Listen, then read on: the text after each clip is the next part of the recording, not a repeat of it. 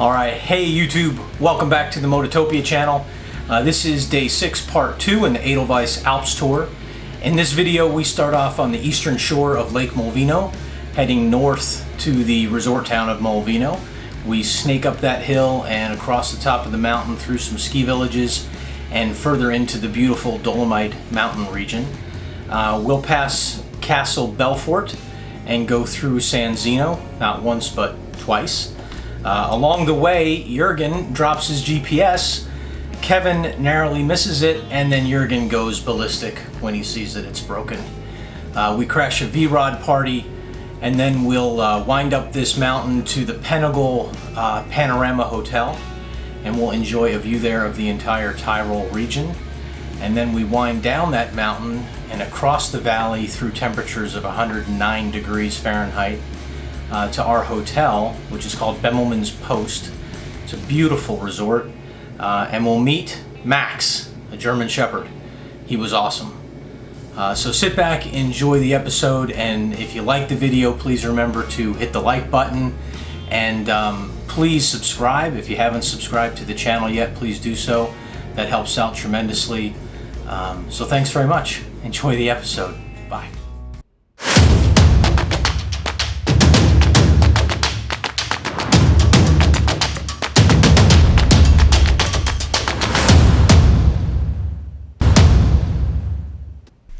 After a midday dip in Lago di Molveno to cool off, we are approaching the resort village of Molveno, which obviously does kind of center around the interests of the lake. The lake is beautiful. It's 2.5 miles long, 400 feet deep. Its beautiful bluish green color comes from the river, multiple rivers and creeks that run off the mountains and into the lake. It supports a number of diverse fish species like trout and Arctic char and perch. It's also really great for sailing, apparently. There are a specific type of winds, they call them the Ora del Garda, which are pretty strong from March to October. So they do a lot of sailing and a lot of fishing on the lake and all the usual water sports.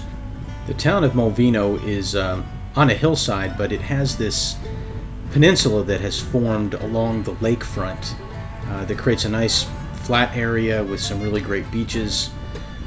There's also a lot of great hiking in this town. It has quite a history. There are some ruins that, well, this bridge is called the Roman Bridge. It's actually not old enough to be Roman. They've now dated it to the 13th century, but that's what the locals call it. Its official name is the Roman Bridge of Mezzallago, and it's located on an old Roman road called the Strada dei Marocchi or Marocchi.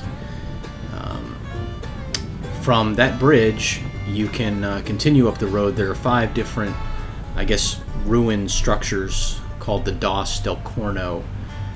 It used to block the 18th century Napoleonic invasion, and then they were reused in World War I as artillery depots and barracks. As you continue up the road and get to about 900 meters above sea level, there's an old hut that and remains around it that are from the Austrian line of defense against Napoleon. Kind of cool. Alright, so we stop here to, well, I'm not sure why we stopped. We thought we were stopping to take pictures, so we got off the bike, I think me and Paul, and took some pictures. And before we could really finish, they were back on the road again.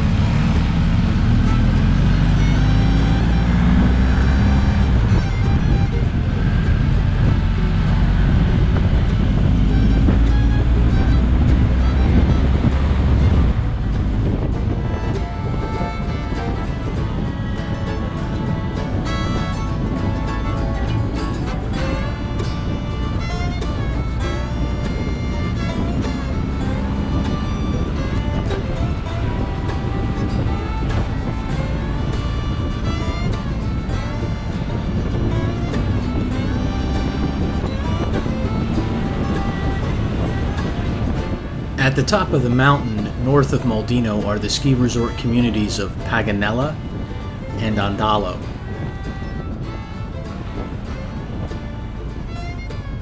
Ski Olympian Bodie Miller competed here and was sponsored by the Paganella Resort. There are only about 1,000 residents here, but tourism brings in many visitors. Andalo also features an amusement park with an aquatic park, ice rink, horses, rock climbing, and much more. I was really impressed with the lake of Molveno and the town of Molveno as a great place to vacation in the summer. So I was kind of surprised that as we went into Andalo, I thought it was even nicer than Molveno. Just a really beautiful, charming little Italian village. I don't want to seem kind of snobbish, but usually Swiss villages look prettier than Italian, but I think Andalo would really hold its own.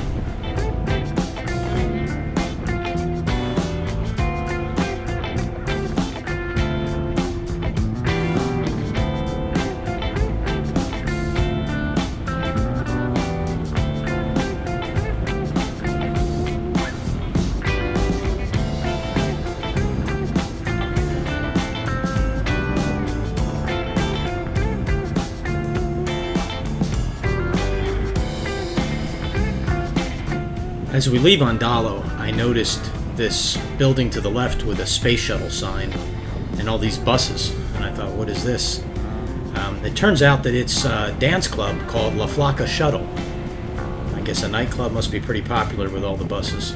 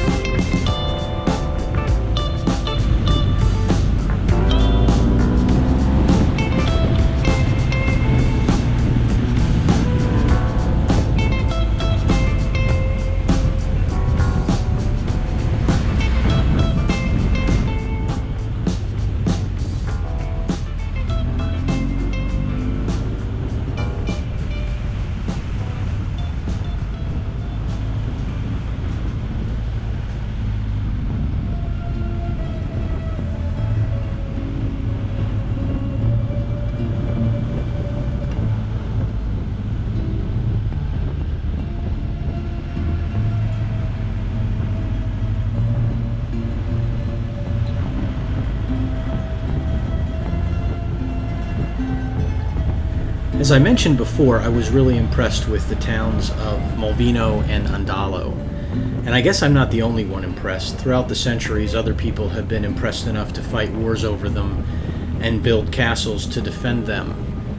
This is Castle Belfort. Although it's partially in ruins, it's still a pretty imposing and eye-catching building. It features an old embattled tower surrounded by wide rectangular outer walls. The castle was originally built in 1311 by Henry, the Count of Tyrol. The key feature of the castle, which greatly influenced its history, is its location near Spore Maggiore, under the jurisdiction of an older castle named Spore Rovino, where it was erected to protect the districts of Andalo and Molveno. This explains why it changed hands so many times over the centuries, following political arrangements and settlements. A fire in 1670 and the subsequent Napoleonic occupation contributed to its physical decline.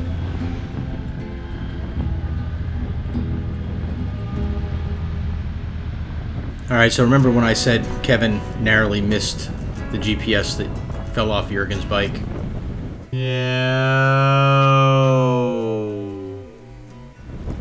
Well, that was it. So even though Kevin missed the GPS, I think someone else must have hit it, maybe that van, because Jürgen was already pulled over, knew that he'd lost it, and he was not happy that it was destroyed. The tour guides buy those GPS units themselves. Edelweiss doesn't provide them, and I think they should. It's an essential tool for the job they do, and it was the second one that rattled off Jürgen's handlebars, and Jürgen was pissed, and we were all equally disappointed for him.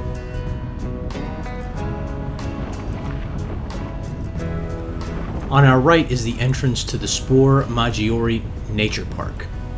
I know that in America, zoos are considered controversial and their morality is often questioned.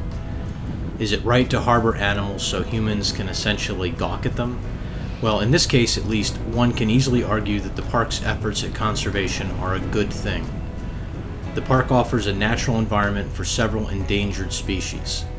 Brown bears once heavily populated the alpine region 100 years ago, but by the 1990s their numbers had dwindled to just 3 or 4. Today, with the help of restocking and reintroduction programs, the bear is slowly returning to former alpine territory. But its return is not without opposition. There's lots of challenges before a viable alpine bear population can establish itself. So the park has 2 sister bears, Cleo and Cora.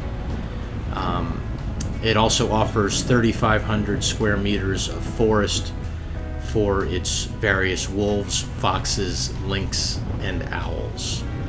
So all that in a natural environment where, I guess, as I understand it, people can view from up high, looking down to where the animals are, and they're allowed to exist in a natural environment, go about their business.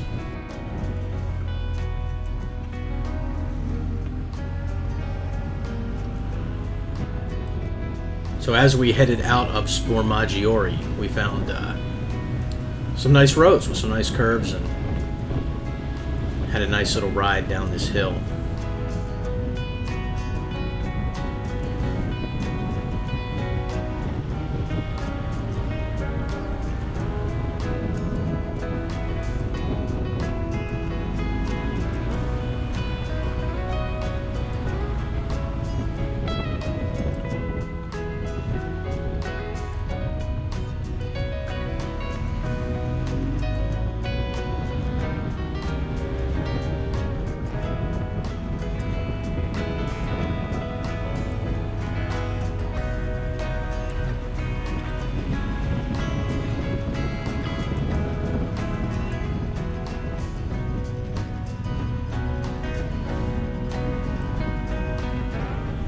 Our late afternoon ride brings us into the village of San Zeno. Historians believe that humans have been living in this area since the 6th century BC. Recorded history says that in 397 AD, 3 missionaries in this village were burned to death as martyrs by the local population. And for that reason, the Bishop of Trento had a church built exactly where the massacre took place. It was established in the 15th century and included the relics of the 3 saints. So those saints are Sistino, Martinio, and Alessandro. The Church of the 3 Martyrs is not all that this town is known for. We are in the Val di Non, which is where Christianity really got its root and started to spread through Italy. This town is famous for the story behind the sanctuary of San Romito. The sanctuary consists of 5 churches built over a period of 900 years between 1000 and 1918. The 5 are built close to a steep rock wall and are connected by a spectacular flight of 130 steps. The site is visited by around 200,000 pilgrims every year. So why? Why would they come there? Well, Romedius, who it's named after, lived in the 4th and 5th centuries.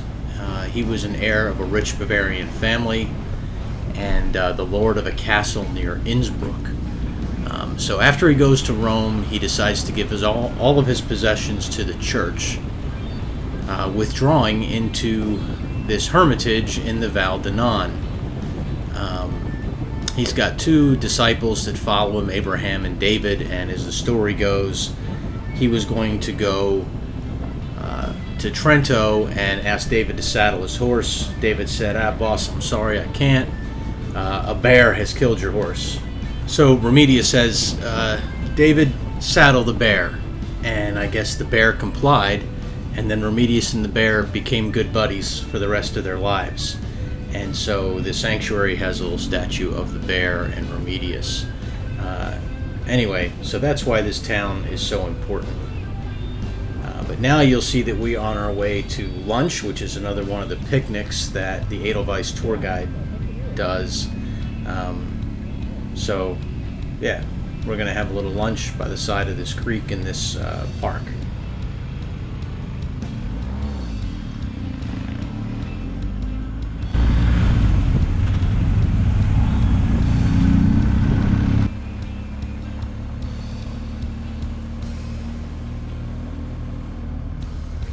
Okay.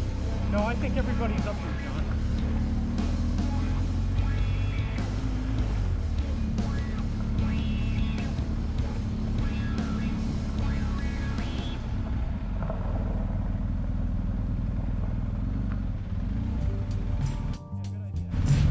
So where we stopped for lunch was this kind of, I guess, a park alongside this really picturesque stream, kind of in this steep walled ravine. And so we just took a few photos. That was Barry. There's all the bikes lined up. Just your nice, relaxed picnic lunch. And then we got back on the bikes and headed back through the village of Zeno.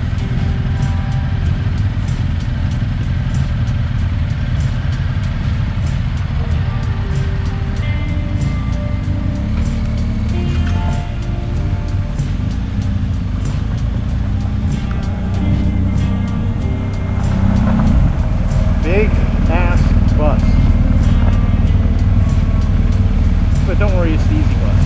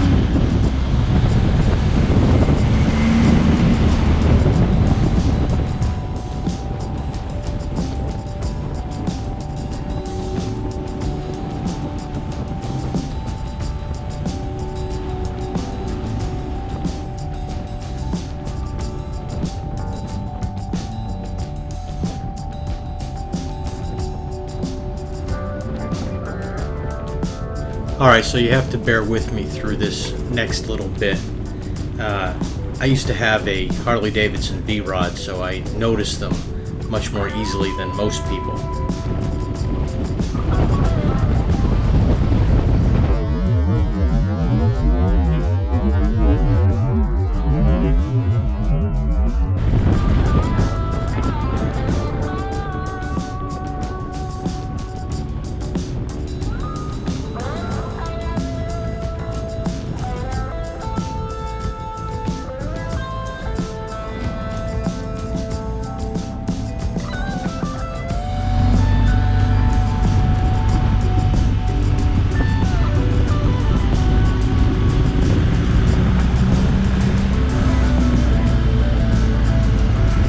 More V-rods. Wait for it.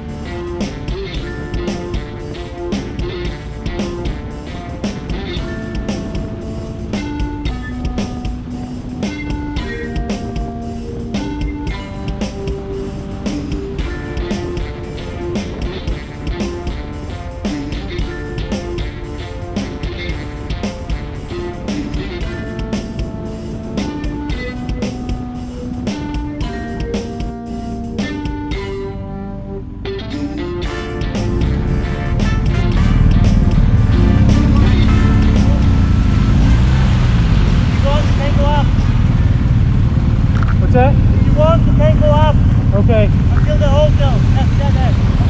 Just follow it? Yeah, that's only one road.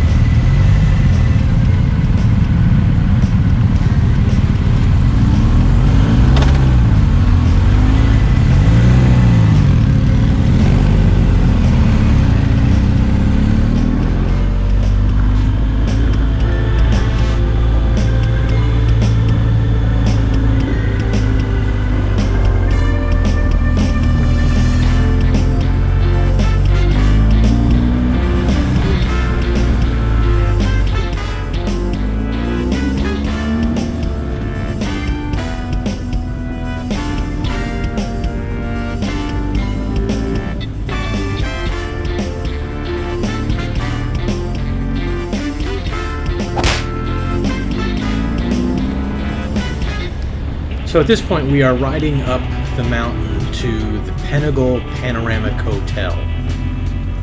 And as we rode up, there was a little bit of separation between myself and some of the other riders, so I stopped and took a couple of pictures of the guys coming up. These photos are of Barry and Kevin.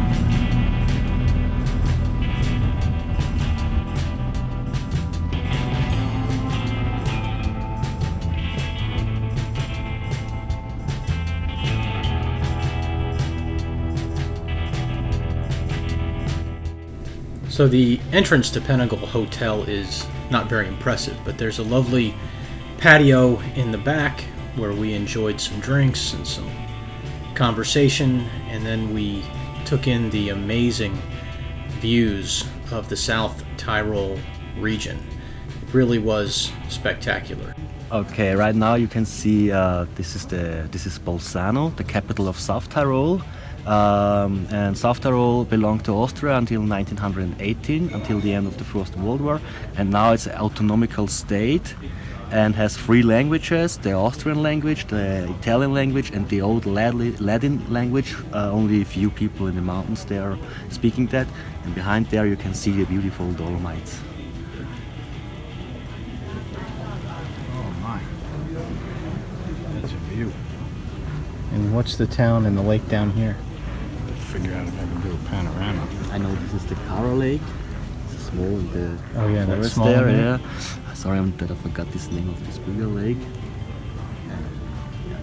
And then that's the southern end of the Tyrol region.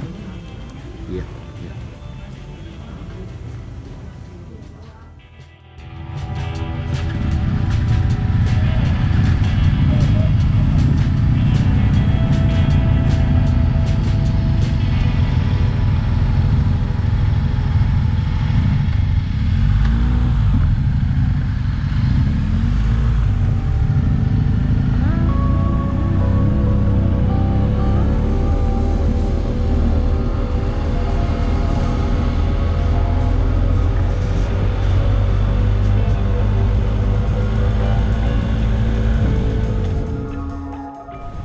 Alright, so now we are leaving the Val di Non and heading down the other side of the mountain range into the valley of the South Tyrol region where Bolzano is. This is a beautiful little ride, lots of nice tight turns and beautiful forest, picturesque. So enjoy. Let's roll that beautiful ride footage.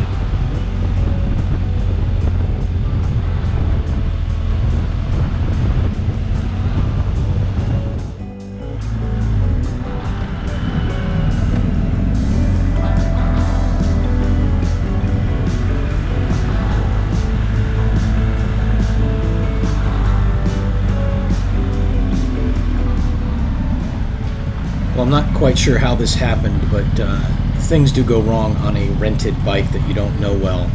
And here's an example of rider ignorance.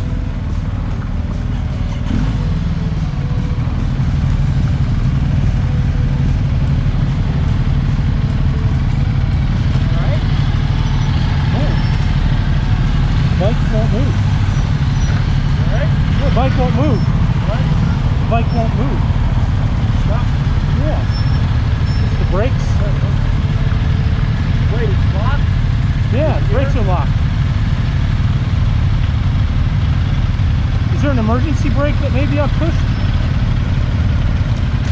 Wait, what's it doing? Oh, it was an emergency brake. Whoa, it was an emergency brake, I think. Because it released. I'm sorry, what? It was an emergency brake, it just released.